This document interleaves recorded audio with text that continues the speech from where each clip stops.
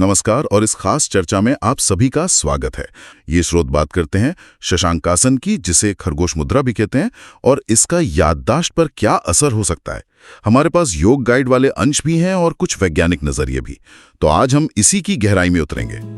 ये आसन है क्या, कैसे करते हैं, और क्या ये सच में मेमोरी बढ़ा सकता है? इसके पीछे का विज्ञान क्या कहता है, आइए पता लगाते हैं। तो सबसे पहले ये आसन, ये शशांकासन, ये है क्या असल में, और इसे करने का सही तरीका क्या बताया गया है स्रोतों में? बिल्कुल, स्रोतों के हिसाब से इसका तरीका काफी तय है। सबसे पहले वज्रासन में बैठना है, मतलब घुटनों के बल एड़ियों पर बैठ जाइए और रीढ़ बिल्कुल सीधी। ठीक है, वज्रासन, ये तो काफी लोग जानते होंगे। इसके बाद आपको थोड़ा पीछे मुड़ के अपने दोनों हाथों से अपनी एड़ियों को पकड़ना है, मजबूती से। एड़ियों को? अच्छा। हाँ, ये पकड़ जरूरी है। फिर सांस पूरी तरह बाहर छोड़ते हुए आपको कूलों के जोड़ से आगे झुकना है और कोशिश करनी है कि सिर का जो सबसे ऊपरी हिस्सा है, जिसे क्राउन कहते हैं, वो जमीन की तरफ आए। हो सकता है जमीन को छू जाए, माथा घुटनों के पास आ सकता है, या शायद छू भी ले। अच्छा, तो सिर्फ आगे झुकना नहीं है, बल्कि एड़ियों को पकड़कर सिर के टॉप को जमीन पर लाना है। ये थोड़ा अलग है सामान्य आगे झुकने वाले आसनों से। हाँ, ये इससे एक खास कॉम्पैक्ट पोजीशन देता है। स्रोत ये भी बताते हैं कि अगर आपको ठीक लगे, आरामदायक हो, तो इस पोजीशन में सांस को बाहर ही रोक कर रखें। इसे बाह्य कुंभक कहते हैं, करीब 8 सेकंड तक। 8 सेकंड? हाँ, लगभग। फिर सांस लेते हुए धीरे धीरे वापस वज्रासन में आ जाए, और इसे 8 बार तक दोहरा सकते हैं। 8 सेकंड सांस रोकना, ये शायद सबके लिए आसान ना हो।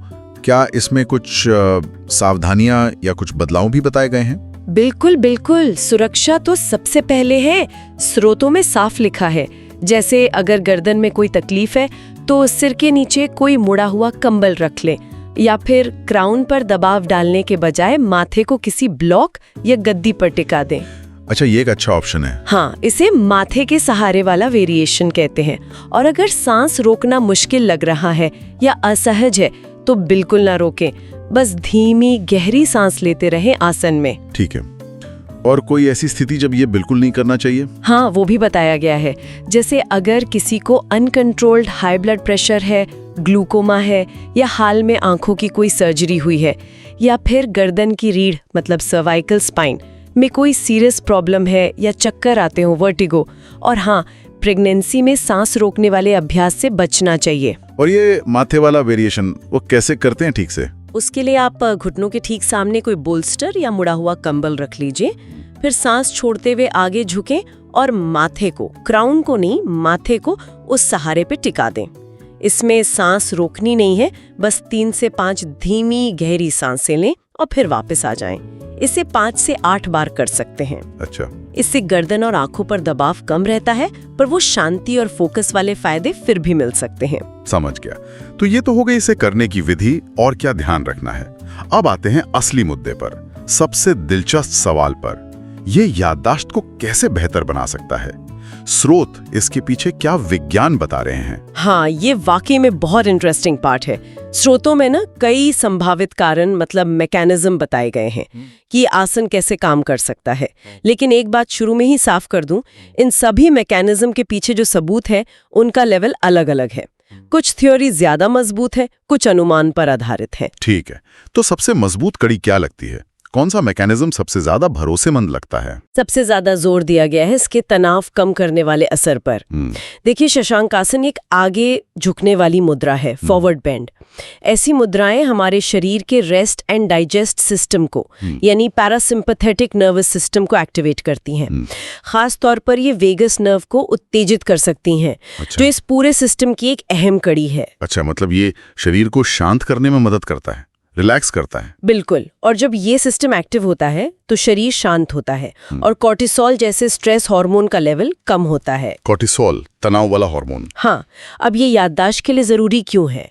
क्योंकि स्रोत बताते हैं कि अगर कोर्टिसोल लंबे समय तक बढ़ा रहे, मतलब क्रॉनिक स्ट्रेस, तो वो हमारे दिमाग के मेमोरी सेंटर हिप्पोकैम्पस को नुकसान पहुंचा सकता है। ओहो, तो मतलब तनाव कम हुआ तो सीधे सीधे दिमाग का वो हिस्सा जो यादें बनाता है उसे फायदा हुआ। ये तो लॉजिकल लगता है। क्या इसका कोई प्रमाण है, मतलब स्टडीज वगैरह? स्रोत इशारा करते हैं योग और माइंडफुलनेस पर हुई रिसर्च की तरफ। ये स्टडीज दिखाती हैं कि जो शांत करने वाले आसन हैं और सांस लेने के अभ्यास हैं वो कॉर्टिसोल कम करते हैं और साथ ही वर्किंग मेमोरी और ध्यान जैसी चीज़ों में सुधार लाते हैं। अब ये स्टडी सीधे शशांकासन पर नहीं है, ये ध्यान रखना होगा। अच्छा। पर मिलते जुलते अभ्यासों के असर दिखते हैं, तो ये काफ़ी मजबूत संभावना है कि तनाव में कमी से याददाश्त को फायदा हो। हाँ, ये बात तो समझ आती है। तनाव और मेमोरी का कनेक्शन तो गहरा है। अच्छा, और क्या संभावित कारण बताए गए हैं? दूसरा पॉइंट है ब्रेन में ब्लड फ्लो। जब हम इस आसन में सिर नीचे करते हैं तो ये एक तरह का माइल्ड इन्वर्जन है, मतलब शरीर थोड़ा उल्टा होता है। तो ग्रेविटी की मदद से दिमाग की तरफ खून का बहाव थोड़ा बढ़ सकता है। ज्यादा खून मतलब दिमाग को ज्यादा ऑक्सीजन और न्यूट्रिएंट्स? हाँ, थ्योरी तो यही है। इससे न्यूरॉन्स को बेहतर काम करने में मदद मिल सकती है, उनके बीच के कनेक्शंस मतलब सिनेप्टिक प्लास्टिसिटी वो मजबूत हो सकते हैं और शायद हिप्पोकैम्पस की हेल्थ भी सुधरे। स्रोत ये भी अंदाजा लगाते हैं कि इससे दिमाग से वेस्ट प्रोडक्ट्स निकालने में मदद मिल सकती है, जैसे CSF सर्कुलेशन या ग्लाइम्फेटिक सिस्टम के जरिए। लेकिन आपने शुरू में कहा था कि सबूतों का लेवल अलग है, तो ये ब्लड फ्लो वाली बात का मेमोरी से सीधा लिंक पक्का है? यहीं पर थोड़ी सावधानी जरूरी है। देखिए, कुछ छोटी स्टडीज हैं जैसे ट्रांसक्रेनियल डॉपलर यूज करके, वो दिखाती हैं कि ऐसी पोजीशंस में दिमाग के अगले हिस्से में, फ्रंटल लोब में, ऑक्सीजन थोड़ी देर के लिए बढ़ती है। अच्छा। लेकिन स्रोतों के मुताबिक इससे लंबे समय में मेमोरी सुधरेगी, इसका पक्का सीधा सबूत अभी कम है। ये एक दिलचस्प थ्योरी है, पर पूरी तरह साबित नहीं हुई है, खासकर शशांकासन के लिए। तो ये एक पॉसिबिलिटी है, पर शायद तनाव कम करने वाले असर जितनी पक्की नहीं। बिल्कुल सही। तनाव वाला एंगल ज्यादा स्थापित लगता है। अब तीसरा मैकेनिज्म थोड़ा और टेक्निकल है, ये सांस रोकने से जुड़ा है, कुंभक से। जब हम सांस पूरी तरह निकालकर थोड़ी देर रोकते हैं, मतलब बाह्य कुंभक करते हैं, तो खून में कार्बन डाइऑक्साइड CO2 की मात्रा थोड़ी देर के लिए बढ़ जाती है। CO2 बढ़ना, ये तो हम अच्छा नहीं मानते आमतौर पर। हाँ, पर यहाँ थोड़ा अलग संदर्भ है। CO2 असल में एक नेचुरल वैसोडाइलेटर है, मतलब ये खून की नलियों को चौड़ा करता है। तो थ्योरी ये है कि जब थोड़ी देर CO2 बढ़ने के बाद हम सांस लेते हैं तो ये चौड़ी हुई नलियां दिमाग तक शायद ज्यादा ऑक्सीजन वाला खून पहुंचाने में मदद करती हैं। अरे वाह, ये तो सच में काफी इंटरेस्टिंग है कि सांस रोकने का ऐसा भी असर हो सकता है। हाँ, और धीमी सांस छोड़ना या थोड़ी देर रोकना ये वेगस नर्व की एक्टिविटी और बैरो रिफ्लेक्स सेंसिटिविटी को भी बेहतर कर सकता है। ये सिस्टम ध्यान और स्थिरता के लिए जरूरी है, लेकिन ये फायदे तभी हैं जब सांस रोकना आरामदायक और सेफ हो, जबरदस्ती नहीं करनी है।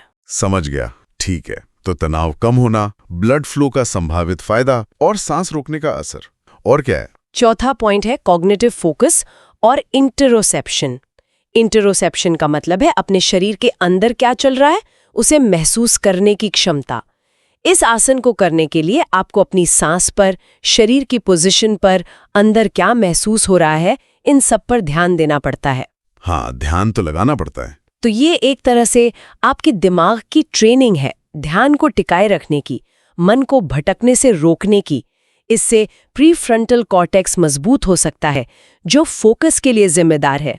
तो मतलब बेहतर फोकस हुआ तो जानकारी को याद रखने की प्रक्रिया भी बेहतर होगी। एग्जैक्टली, बेहतर फोकस मतलब बेहतर मेमोरी एनकोडिंग।